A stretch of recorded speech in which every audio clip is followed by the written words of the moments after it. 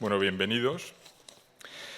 a la continuación de nuestro ciclo, la alegoría de las sensaciones. Recordar que hoy tenemos la 7ª charla,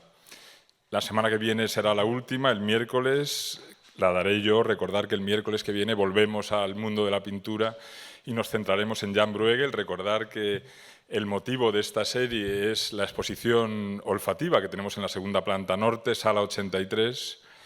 Varios de los conferenciantes, incluyendo Antonio, me han confesado que no han visto la exposición. Espero que los demás no cometáis ese error. Recordar en serio que el motivo de todo esto es animaros a que prestéis atención a un pintor absolutamente maravilloso, a quien dedicaremos tiempo, como digo, la semana que viene. Hoy tenemos a Antonio Gilnagel. Tenéis, recordar, el PDF con los currículums vitae de todos los conferenciantes en la página web del museo, ahí lo podéis encontrar. He hecho un pequeño resumen. Él es doctor en medicina por la Universidad Complutense, ha trabajado en varios centros hospitalarios en Estados Unidos, en Minneapolis, en Chicago, y trabaja desde hace bastantes años en el Hospital Ruber Internacional como uno de los pilares de su departamento de neurología. Es el director del centro de epilepsia de ese departamento. Y me ha escrito aquí un par de párrafos cortos que os leo. Siendo la epilepsia una enfermedad en la que con frecuencia tienen lugar fenómenos neurológicos únicos, sus años de experiencia, los de Antonio, en el estudio y tratamiento de personas con esta enfermedad le han proporcionado un acceso privilegiado para comprender el funcionamiento del cerebro. Ha observado mediante electrodos implantados cuáles son los mecanismos de las emociones y su integración con funciones elementales como el movimiento y las sensaciones.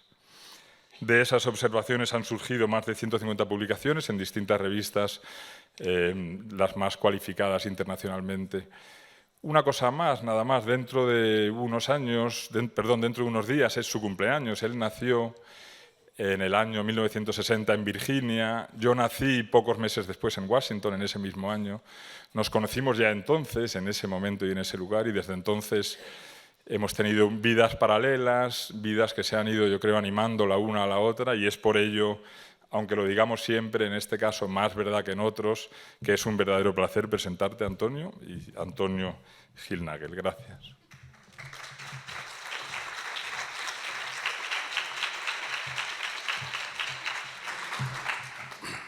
Bueno, gracias Alejandro por esta presentación preciosa y por la invitación a poder compartir con vosotros la neurología de la visión, darle la enhorabuena por la exposición que habéis organizado, que no esta sola, sino una tras otra, el éxito de las exposiciones del Museo del Prado trasciende todo, y muchas veces cuando estamos fuera de España, compañeros neurólogos pues se acercan a nosotros y nos comentan el éxito que tiene, y el interés que ellos expresan pues muchas veces me evoca esta situación, y en concreto esta de hoy, en la que podré hablar en relación con la exposición vigente sobre la neurociencia de los sentidos y en concreto del sistema visual. Y he elegido el sistema visual porque, aunque la exposición versa sobre el olfato, en realidad pues no puede uno evitar pensar que la relacionamos con la pintura, con un museo, y entiendo que la mayoría de las personas que están aquí lo que admiran sobre todo es esa relación con la pintura, buscan la relación con los fenómenos visuales que evoca la pintura y las emociones que surgen de ella.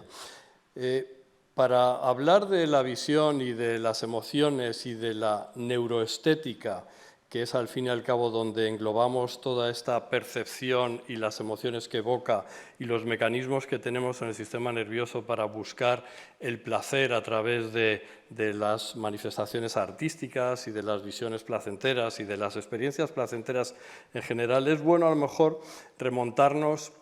a los orígenes de la visión. ¿Por qué la visión ha tenido ese papel predominante en los humanos y en general en los homínidos? Y parece que tiene mucho que ver con la posición de erguidos. Cuando los homínidos alcanzan la posición de bipedestación, cuando suben a los árboles, de todos sus sentidos el que tiene más posibilidades de ofrecerle ventajas para su supervivencia, para su adaptación a la naturaleza, es la vista. Como podéis ver en esta imagen en la que la vista precisamente va a permitir a lo mejor a este cazador que transita por la jungla buscando comida, no convertirse él en comida de otro animal. Es decir, es un sentido en el que su gran desarrollo ha permitido una mejor adaptación de los homínidos a su entorno. Y eso ha llevado a una perfección de un sistema que ha ido abarcando cada vez más protagonismo en el sistema nervioso central, pero que tiene unas bases muy similares en todos los animales. Ese sistema visual elemental, que como veis aquí representado es muy similar entre un humano y un ratón, se basa en la percepción de colores y de formas a través de la retina y su transmisión a la corteza visual mediante una serie de vías que se cruzan y que van a permitir una profundidad de campo, van a permitir, mediante ese cruzamiento, una valoración más eficiente del movimiento, porque vamos a tener que el ojo de un lado va a compartir campos visuales en los dos hemisferios y el del otro igual, de tal manera que los campos visuales que percibimos en la corteza occipital son una suma de percepciones de ojo derecho e izquierdo. Y como veis, este cruzamiento, este cruce de vías ópticas es similar en este modelo de ratón y en el humano. También es muy similar la distribución que se produce a continuación. Estas vías ópticas, tras un paso a través de un centro fundamental en el tálamo, el núcleo geniculado, van a proyectarse en los lóbulos occipitales. Los lóbulos occipitales tienen unas conexiones muy extensas y muy rápidas con todo el sistema nervioso central. Son fundamentales porque tenemos una gran capacidad de reaccionar ante estímulos visuales y realizamos operaciones en milésimas de segundo. Hay una vía inferior que va hacia el lóbulo temporal que podríamos llamar la vía del qué. Es la vía en la que reconocemos los objetos, reconocemos caras, formas, figuras, colores. Y hay otra vía que nos lleva hacia el lóbulo parietal que está relacionado con nuestra propiocepción, nuestra visión del entorno, nuestra sensación de orientación en el espacio, que es la vía del dónde está ubicado ese objeto, esa escena que estamos viendo. Y esto también es similar en la mayoría de los animales que tienen un sistema visual avanzado. Y gracias a este sistema podemos, por ejemplo, ante este tipo de imágenes, identificar mediante la interpretación de líneas horizontales, líneas verticales, líneas oblicuas, reflejos, cambios de tonalidad de color, una serie de fenómenos que nos dicen que estamos en un espacio abierto, que existe una distancia, que hay entre medias agua, que hay un pino y demás. Y todo eso gracias a un sistema muy perfeccionado y en gran parte muy especializado de algunas neuronas. Quiero para eso mostraros este experimento de Hubel y Wiesel, que recibieron el premio Nobel por sus estudios en las vías visuales, y mediante la implantación de electrodos en macacos pudieron analizar cuál era la actividad neuronal en regiones relacionadas con la vista. Y fijaros la precisión de algunas neuronas, como aquellas neuronas que estaban relacionadas con la percepción y la interpretación de este ángulo a 45 grados se activaban mucho, mientras que cuando el ángulo que le presentaban, esto que veis aquí en amarillo, es el ángulo que le enseñaban al macaco, mientras registraban en cada una de estas posiciones cuál era la actividad neuronal. Conforme estas neuronas percibían esta imagen en un ángulo más lejano del que ellas estaban programadas para activarse, pues la activación iba desapareciendo, de tal manera que cuando era prácticamente vertical las neuronas no disparaban, pero cuando el ángulo tenía la posición precisa, las neuronas se activan al máximo. Bien, es interesante ver cómo hay una búsqueda, ¿no?, de la perspectiva que dan los ángulos, y esa búsqueda de la perspectiva no empieza hasta que el arte avanza muchísimo. El arte tarda muchísimo hasta que no es el Renacimiento en identificar la posibilidad de generar perspectiva. Tenemos el arte rupestre, que está más que nada relacionado con deseo de obtener beneficios en la caza, el arte egipcio en el que se manifiesta principalmente lo que hay, lo que está presente, aunque esté de una manera poco natural presentada, y cómo poco a poco el arte, hasta por ejemplo, ejemplo de León Bautista Alberti, que describe ya lo que es el punto de fuga, y a partir de aquí el artista consigue identificar esas neuronas que dan la oblicuidad, que dan la posibilidad de realizar una perspectiva. Y con ello pues llegan grandes maestros como de la Francesca, en esta La ciudad ideal, en el que es todo un gran despliegue de capacidad de hacer punto de fuga, perspectiva, oblicuidad. Y más adelante, ya cuando entramos en un arte contemporáneo, como puede ser este de Malevich, en el que volvemos a buscar la oblicuidad como único elemento, lo desvestimos de su interés por la formación de perspectivas, pero inevitablemente cuando vemos estos ángulos, pues evoca la sensación de perspectiva. Es decir, parece como que el artista ha ido poco a poco encontrando esas neuronas que le permiten desarrollar la imagen que ellos buscan, y poco a poco luego ha sido capaz de utilizarlas de forma aislada y mantener la evocación que inicialmente estaban diseñadas para ello. Y eso lleva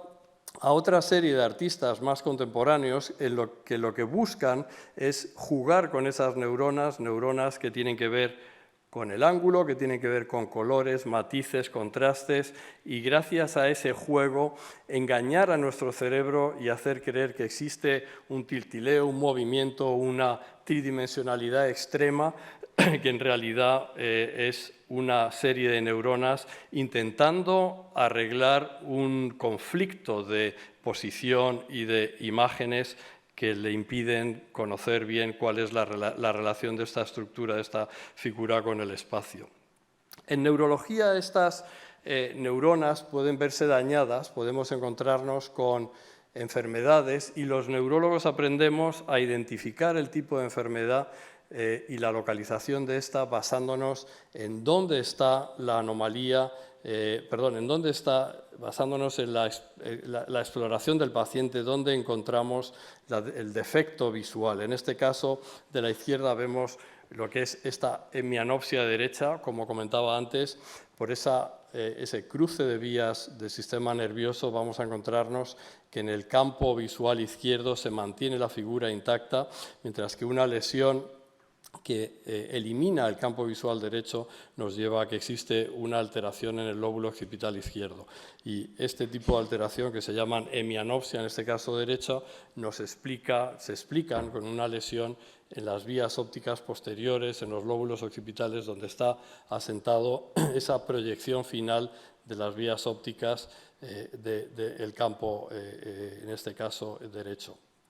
Hay más selectividad, a veces podemos encontrarnos con que las neuronas que se afectan en estas patologías no son todas las que tienen que ver con la percepción de la imagen, y hay una pérdida selectiva, a lo mejor, de neuronas relacionadas con el color, y podemos ver cómo se dan situaciones en las que hay una pérdida de la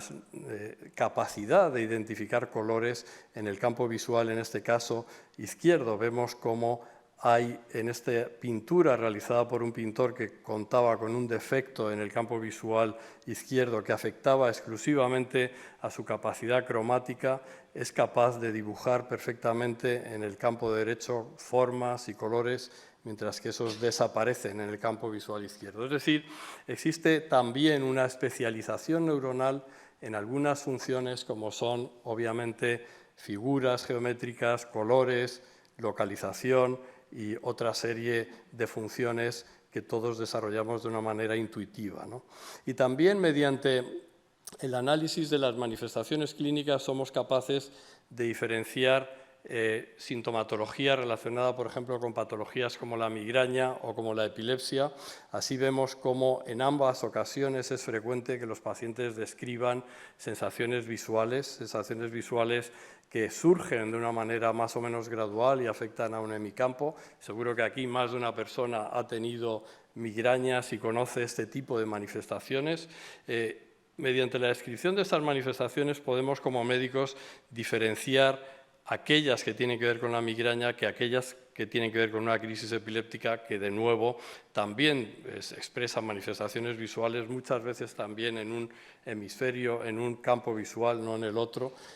y mediante estos dibujos se representa cómo en la migraña existen una serie de formas muy elementales, pequeñas lucecitas, ángulos, líneas, que muchas veces tiltilean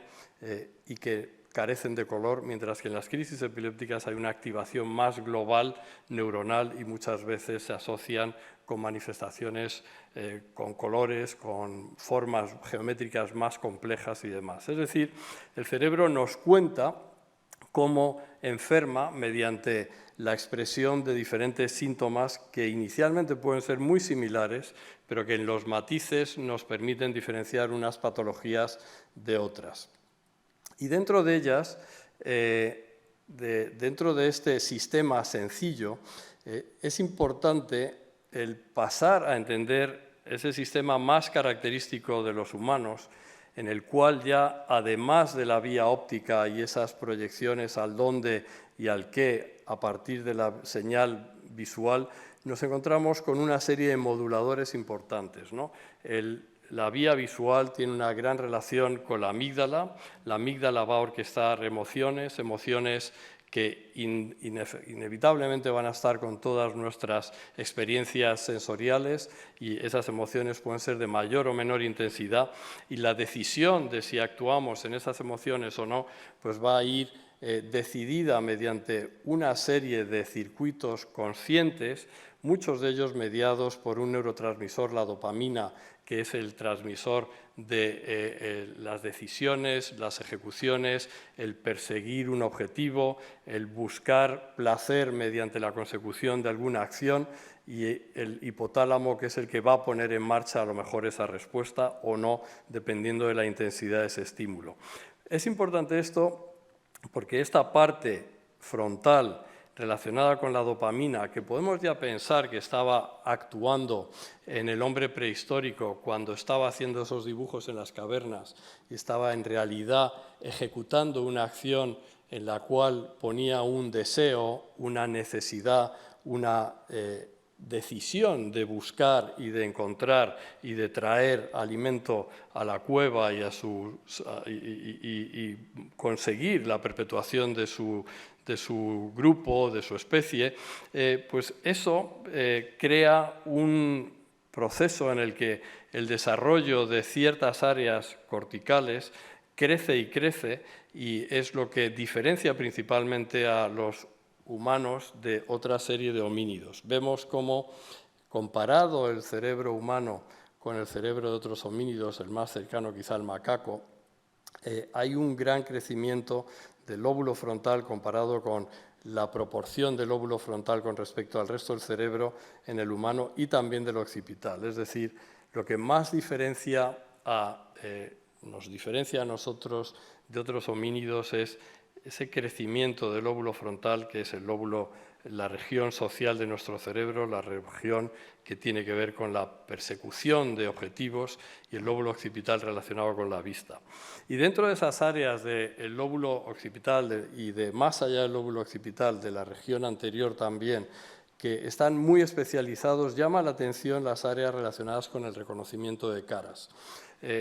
Hay muchas funciones que no tienen una localización muy precisa, y hay otras, como por ejemplo lenguaje, movimiento fino, que sí tienen una localización precisa, y el reconocimiento de caras también es una de ellas, y es una de ellas porque tiene una gran relevancia social. De hecho, el reconocimiento de caras es una función que a veces también vemos los neurólogos dañada por lesiones que asientan en esta región que llamamos el giro fusiforme, sobre todo en el lóbulo temporal inferior derecho, y que, bueno, muchos de ustedes yo creo que habrán leído este libro de Oliver Sacks, en el que un hombre confunde la cabeza de su mujer con un sombrero. Es un caso de prosopagnosia relacionado con una lesión en esta región del lóbulo temporal derecho, y que es importante que la reconozcamos porque el reconocimiento de caras ha sido un poco es, en primer lugar, una de las funciones que antes desarrollamos y que más importancia tienen en nuestra relación social y también en nuestra percepción de la belleza, del arte, y ha sido una de las vías que ha utilizado la neuroestética para estudiar cuáles son los mecanismos que utilizamos en la valoración y en el juicio de la belleza, de lo que nos gusta, del placer. Y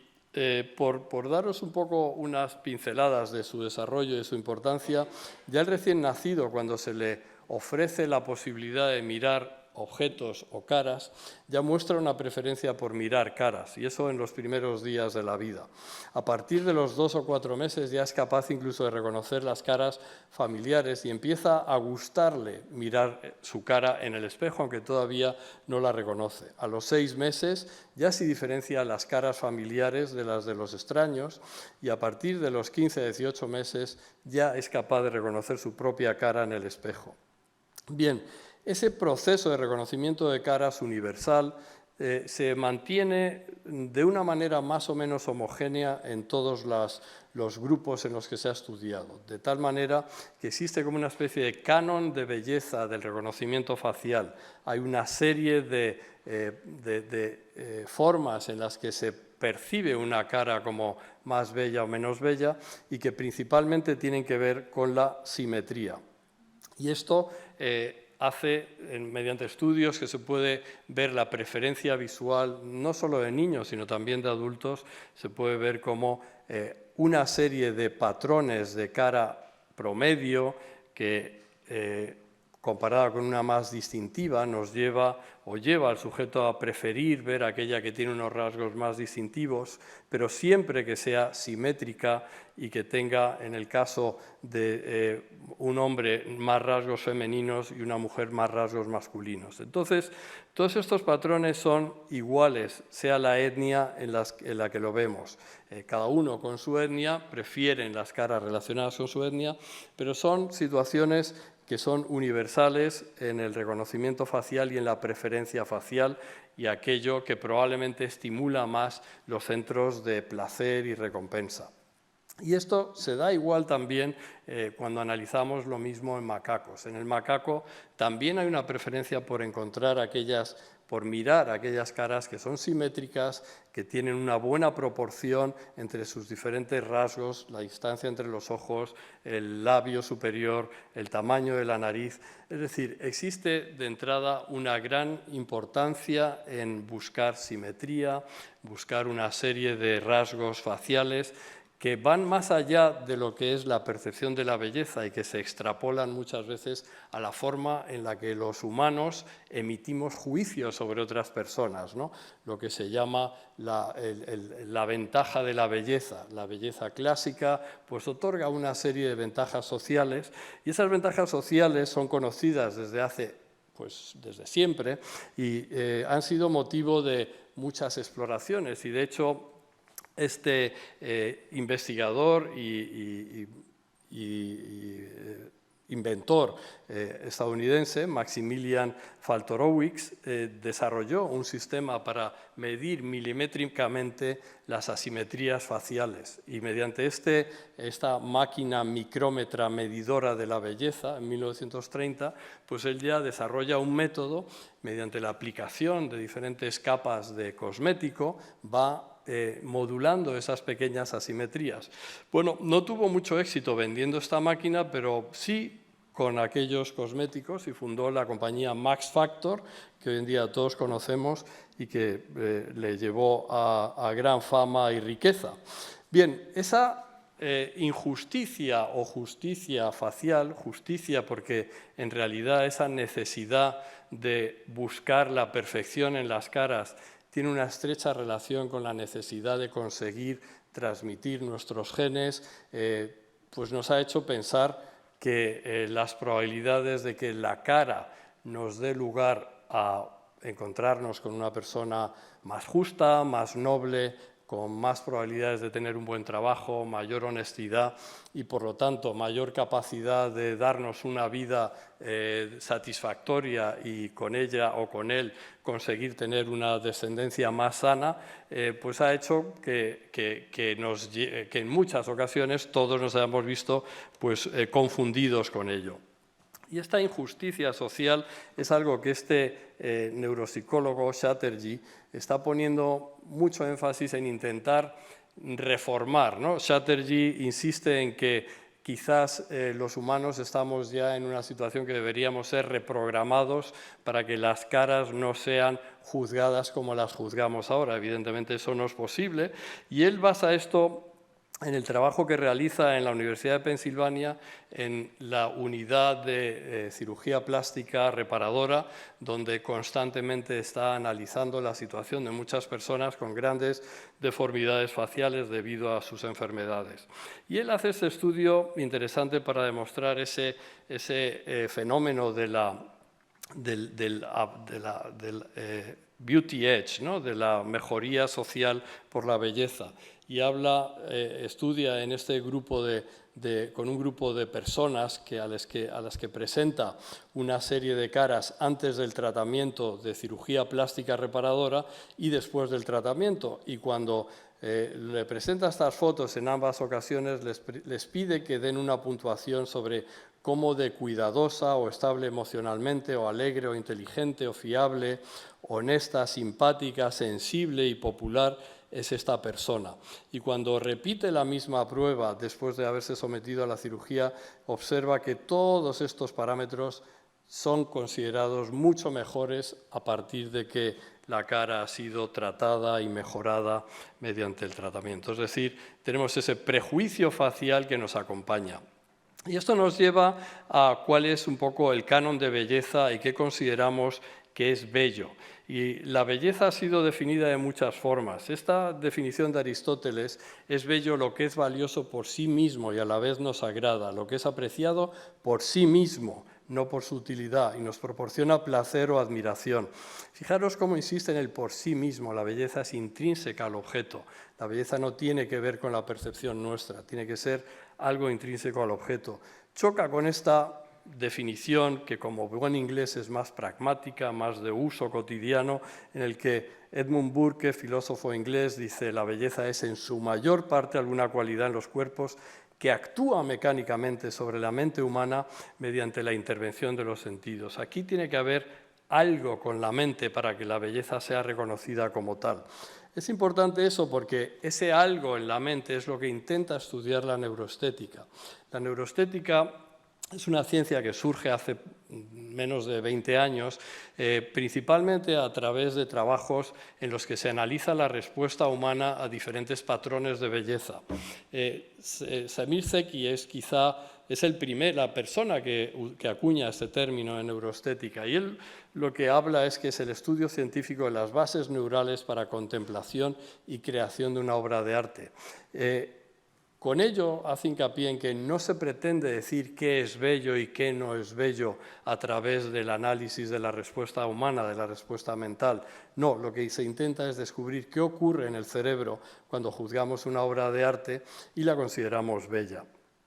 Y para hacer estos estudios pues se recurre a una serie de técnicas que hablaré mucho de la resonancia magnética mediante técnicas en las que se analiza el paso del cambio en la oxigenación de la corteza cerebral, podemos localizar qué funciones se están activando en el momento en el que hacemos la prueba. Y aunque es una técnica en la que no nos permite mucho movimiento y el sujeto está en unas condiciones un poco prácticas para emitir grandes juicios, pero sí mediante gafas y mediante técnicas de espejos podemos proyectarles imágenes y determinar qué regiones del cerebro se activan. Aquí vemos, en este caso, cómo se activa una zona relacionada con el lenguaje cuando este sujeto está procesando información verbal. Y aquí vemos en el cerebro en reposo cómo no existe el reposo absoluto, sino que hay áreas del cerebro que se activan y de las que podré hablar luego otra vez. Bien. Dentro de este sistema,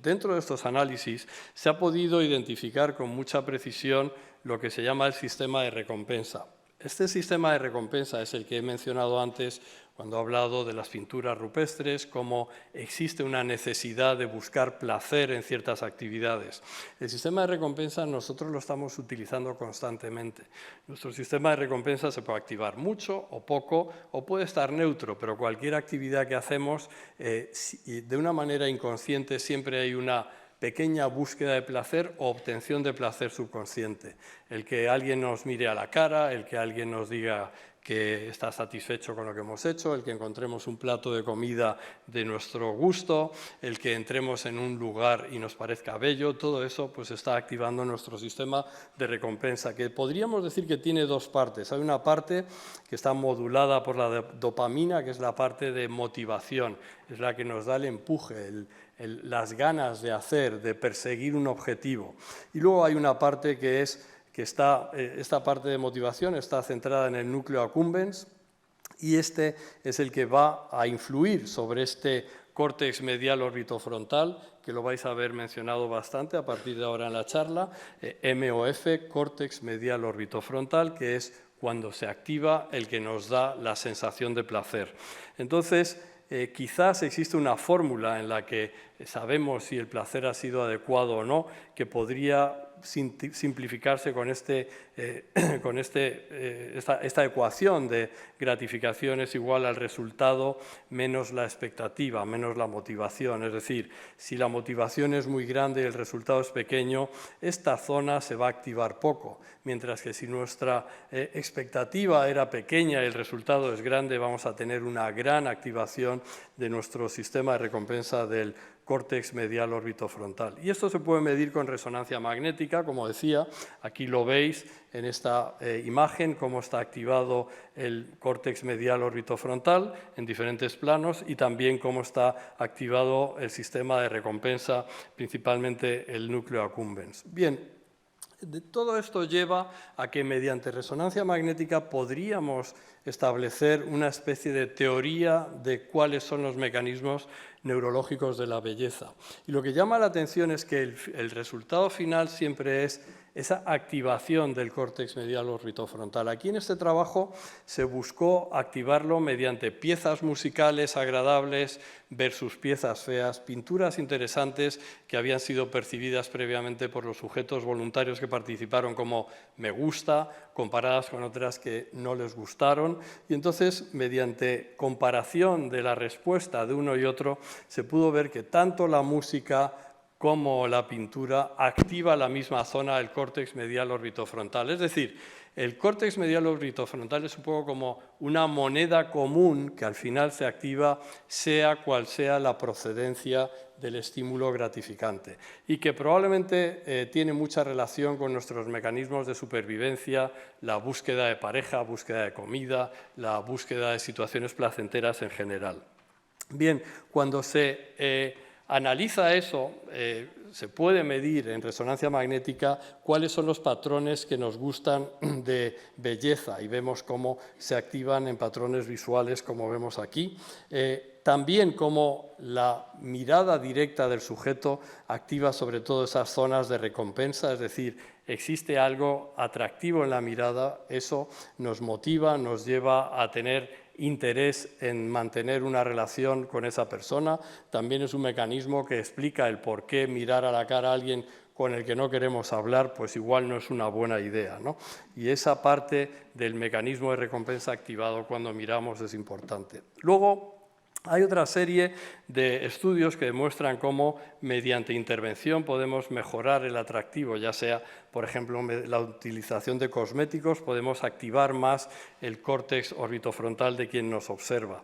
También nos demuestran estos estudios que hay patrones que se modifican con el tiempo, que lo que antes era considerado belleza, pues ahora cambia. Y en concreto, este estudio es interesante porque nos muestra cómo las preferencias por ciertas formas, por ciertas caras, por la apetencia por cierta belleza facial cambia en función, en este estudio en El Salvador, de que exista o no exista relación con Internet. En El Salvador, esas regiones que no tenían acceso a Internet tienen un patrón de belleza diferente. Las áreas sin Internet buscan hombres más femeninos, las personas de allí buscan hombres más femeninos y mujeres más masculinas. Parece como que el Internet hace una especie de polarización mayor. También es una vía que se está explorando como mecanismos de estimulación. Mediante estimulación eléctrica se podría aumentar la sensibilidad de ese córtex medial orbitofrontal y hacer que algo nos guste o poner una situación en situación a las personas para que prefieran aquello sobre otras opciones, ¿no? Y esto se ha demostrado cómo en sujetos después de ser estimulados eléctricamente tenían mayor preferencia visual por aquello que observaban. Y eso nos lleva también a la percepción de colores. Los colores, cuando son armónicos, tienen mayor probabilidad de activar el córtex medial orbitofrontal. Y otros estudios lo que han visto es cómo las deformidades, como esta que vemos aquí, como cuando presentan figuras con deformaciones comparadas con la figura original, se produce también una menor activación del córtex orbitofrontal, es decir, es sensible a la percepción de asimetrías y de diferencias que se consideran grotescas. Y también es importante ver cómo mediante resonancia magnética se pueden identificar otras regiones, en concreto en este estudio que se considera que busca el identificar si el arte nos deja experiencias permanentes, si va a haber a través de la percepción artística una nueva conexión, una nueva memoria que va a ser indeleble y que nos va a acompañar. Para eso utiliza la posibilidad de activar lo que se llama la red neuronal por defecto. Esta red neuronal es una red que tiene que ver con la atención difusa. Cuando estamos relajados, cuando estamos en una condición de no pensar en nada, activamos esta red neuronal y se sabe que para que podamos memorizar, que para que podamos guardar información y tenerla permanentemente durante un tiempo, es necesario que nuestra atención active y desactive este sistema mediante una alternancia entre el sistema específico relacionado con esa tarea con la red neuronal por defecto, esa del reposo. Y se ve como en sujetos que valoraron entre 1 y 4 diferentes obras de arte, aquellas que se les presentaron como que eran las que tenían más interés en ellas, aquellas que les gustaron más, fueron las que permitieron esa alternancia entre la red neuronal por defecto y la red relacionada con la percepción y con ello facilitar que aquella imagen se guarde en su memoria como una memoria permanente. Hay otras maneras de estudiar la importancia del arte y cómo la percibimos y cómo, dependiendo del contexto, nosotros somos más proclives a que nos guste o no nos guste. Y aquí en concreto pone el ejemplo de la diferencia que hay cuando un cuadro está informado con una cartela en la que nos habla del cuadro y sobre todo si el cuadro tiene un nombre y el nombre tiene una relación semántica con la obra, en comparación con aquellos que tienen un nombre que parece no relacionado con el cuadro o que es un sin título, ¿no? De estos artistas que lo dejan sin título. Cuando vemos la reacción mediante, en este caso, el análisis de la musculatura ante aquellos que la información está presente, es claramente mayor el grado de satisfacción y uno infiere que la activación del córtex medial orbitofrontal cuando tenemos un contexto que podemos verlo. Y también cuando es un experto quien ve esta obra comparado con una persona que tiene menor conocimiento de arte. En el caso de los expertos, ante la mayoría de las obras es más probable que los músculos que se activan son el cigomático mayor, que es el que está relacionado con una sonrisa, mientras que a los que somos profanos es más probable que se nos active el fruncir el ceño mediante el músculo corrugador de las cejas. También el hecho de que encontremos información sobre de dónde procede el arte, es decir, el contexto del arte. Si a nosotros nos presentasen un cuadro y nos dicen que procede de la colección del MoMA versus otro que procede de un taller de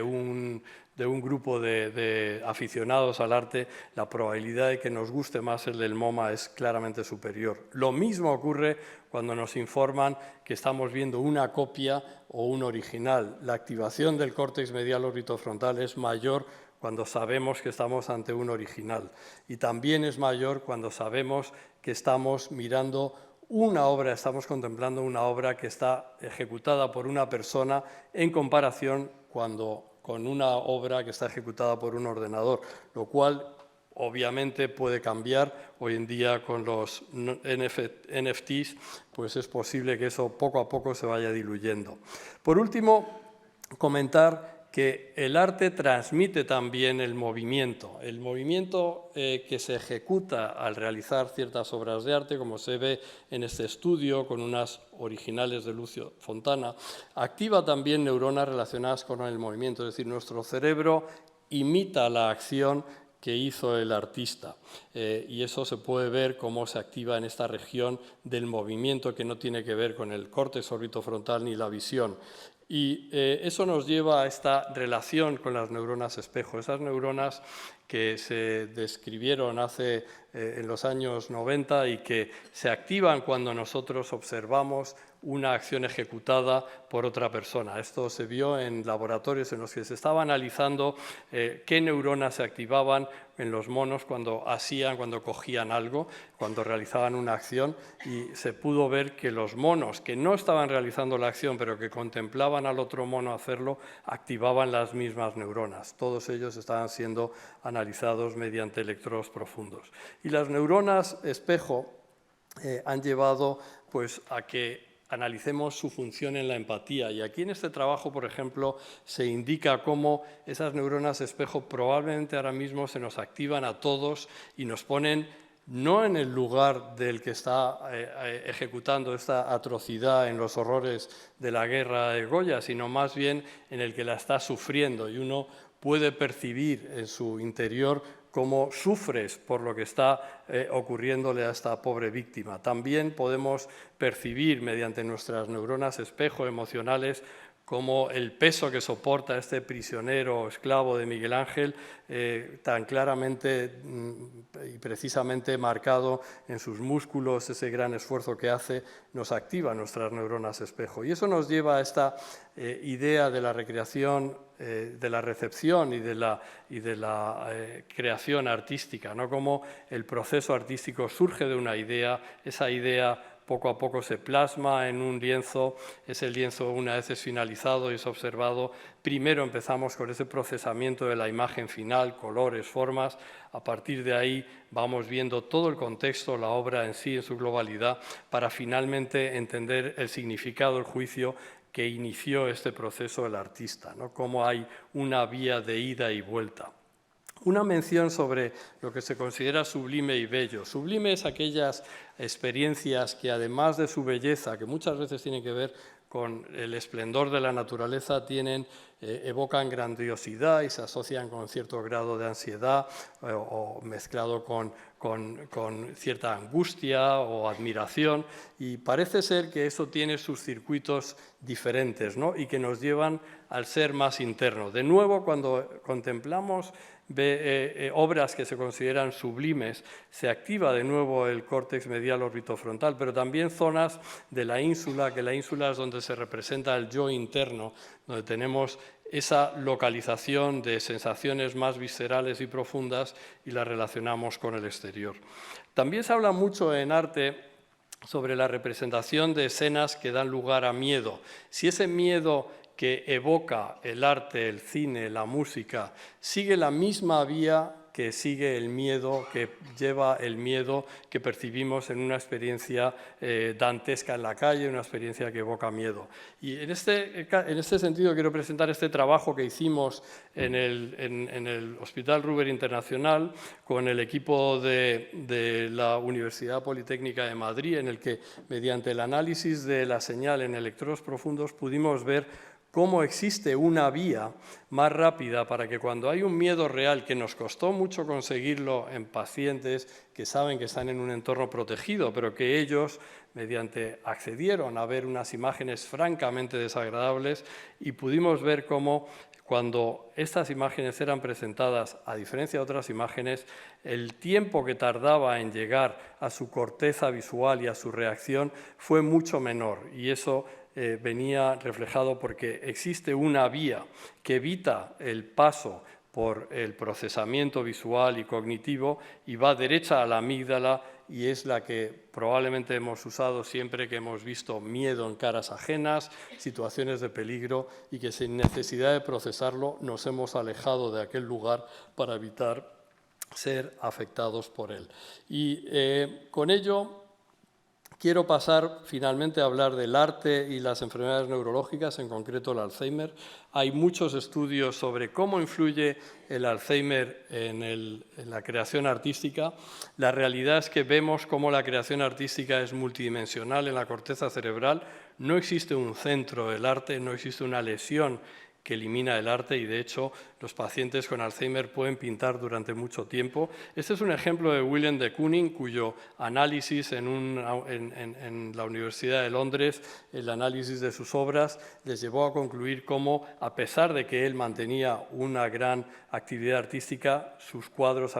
se hicieron más simples, con un colorido más elemental, más básico, pero evidentemente su creación artística modificada se mantenía. Algo parecido se ha analizado en otro artista que desarrolló enfermedad de Alzheimer a una edad relativamente joven, que es Willem Uved Molen, que es un artista neerlandés que fue famoso por unos retratos muy precisos, un arte figurativo de gran precisión, y que con el paso del tiempo sus cuadros se convirtieron en cuadros más atormentados y distorsionados, pero incluso en fases avanzadas de Alzheimer mantenía perfectamente la capacidad de configurar una cara, los rasgos, y de ordenar los elementos de una manera correcta, y de hecho es esa época la que más éxito le dio. Y comentar también esa importancia que tiene el arte, que evidentemente debe tenerla, puesto que 3 millones de personas vienen al Museo del Prado todos los años y se gasta el mercado del arte, tiene miles de millones de dólares, euros al año que cambian de mano. El interés por el arte también puede tener cierto efecto curativo. Este trabajo realizado en Noruega analizó el grado de depresión y ansiedad que podía experimentar cierta población, y lo estratificó en función de cómo de frecuente era su asistencia a eventos artísticos y culturales. Y aquellos que nunca iban a eventos culturales tenían los peores datos de satisfacción con su vida, de ansiedad y de depresión, mientras que aquellos que iban más a eventos culturales, a exposiciones, pues estos datos eran mucho, el rango de depresión, ansiedad y de insatisfacción vital eran mucho menores. Es decir, esto viene a animarnos a seguir visitando los museos. Y no solo el arte tiene ese efecto en su contemplación, sino que se busca, ¿no?, si existe un nicho para que el arte sirva como terapia, especialmente en las demencias. Hay un estudio muy extenso de este autor del que os hablé al principio, Chatterjee, en el que él busca por todos los medios poder determinar que el arte es curativo, pero llega a unas conclusiones muy realistas y que me parece importante, y es que hoy en día para tratar la enfermedad de Alzheimer tenemos unos recursos limitados, y los tratamientos que alivien esos síntomas neuropsiquiátricos, angustia, ansiedad, y que mejoren la calidad de vida de los enfermos y la preocupación de los cuidadores, van a ser probablemente los que debamos poner más énfasis ahora. Es uno de los recursos que tenemos. Y en este sentido, las artes visuales, por ser multimodales, por afectar, por influir en un montón de regiones diferentes del cerebro, pues están posicionadas para ser un elemento fundamental para aliviar estas molestias en esta patología tan dura. Y bueno, quizá terminar con esta neurona, que es una expresión artística de nuestro cerebro. Esta es una neurona teñida con una tinción rojo de Lucifer y podéis ver la belleza, ¿no?, de esta estructura. Esto es una neurona piramidal. Son esas neuronas que no se regeneran, que tenemos que cuidar a lo largo de nuestra vida. Sí hay otras neuronas que se regeneran, pero quiero terminar pues, indicando cómo existe esa relación entre ese sistema complejo y bello que es nuestra corteza cerebral, pero todo el cerebro, y el arte que es capaz de generar y en el que se refleja él mismo. Y muchas gracias por vuestra atención.